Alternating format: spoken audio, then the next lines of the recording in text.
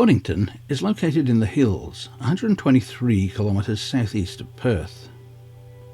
The town sits on the banks of the Hotham River and was named after Henry Boddington, a shepherd who grazed his sheep there in the late 1800s. The first settlement in the area occurred in the 1860s, with wheat and sheep quickly becoming the region's main industries. The town was gazetted in 1912, after the construction of the first railway line from Dwellingup.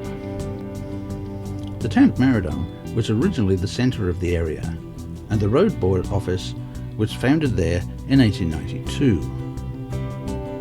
The Batt family were the first Europeans to settle near Marianne. Local government remained in Marianne until 1925, when a new building was located in Boddington.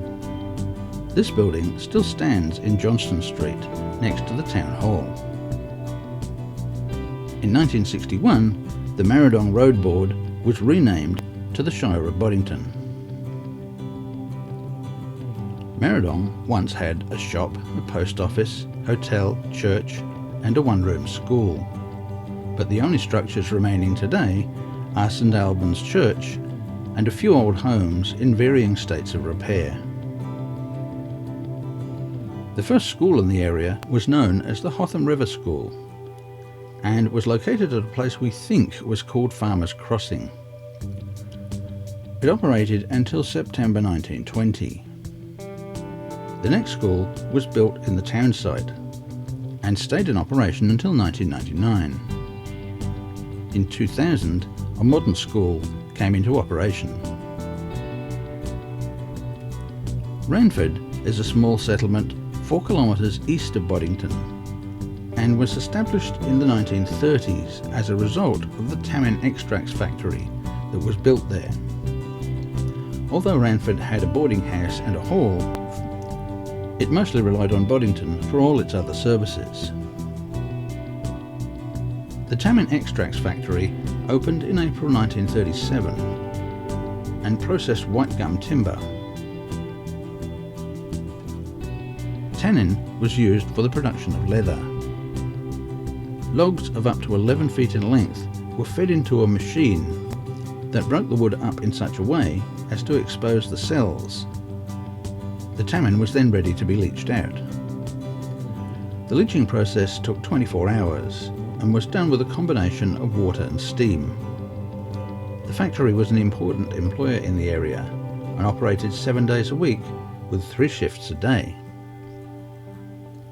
In 1939, a second factory was built, but by 1957 the first factory had closed and the second followed in 1964 as timber stocks were almost exhausted.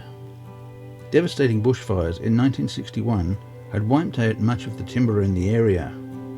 The railway had depended on this to remain financially viable, and by the end of the decade it had closed down. The last train left the station on the 31st of October 1969. The only sign left of a factory today is the office building, which has been turned into a private residence.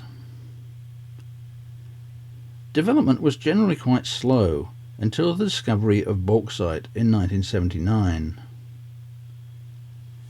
In 1986, things moved up another notch with the discovery of gold and the opening of a gold mine. The town has seen quite a lot of development as mining in the area has expanded greatly from 2006. This has resulted in quite a big influx of workers to the area. Despite this, the town has maintained a good balance between development and improvement, with the area along the river being turned into a very attractive parkland with good facilities, including shelters, picnic tables, barbecues, and a large adventure playground for children. There is a pump track, skate park, flying fox, nature playground, kayak launching ramp, and a multi-purpose half-court and outdoor gym. The $2.3 million spent on redeveloping the park was certainly money well spent. The Boddington Rodeo is held in November of each year and is a major tourist attraction. The event was first held in 1976 and has not only maintained but increased in popularity over the years. The Shire is almost half covered by state forest, and picnic areas like Lyons Weir and Tullis Railway Bridge offer visitors a pleasant, relaxing atmosphere. There is an overnight RV rest area for self-contained RVs right by the river. It's free to stay and is operated on a first-come, first-served basis. RVs can stay for up to 48 hours and pets are permitted.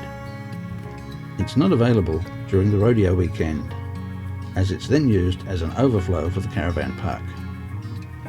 For those who are not self-contained or wish to stay longer than 48 hours, the local caravan park is a great alternative. A number of interesting sculptures have been placed around town, and one of the interesting things to do is take a walk and see just how many you can find. Many of the sculptures were entries in the Boddington Sculpture Competition that offered over $33,000 in prize money. It was a great innovation by the Shire to acquire some interesting public art for the town.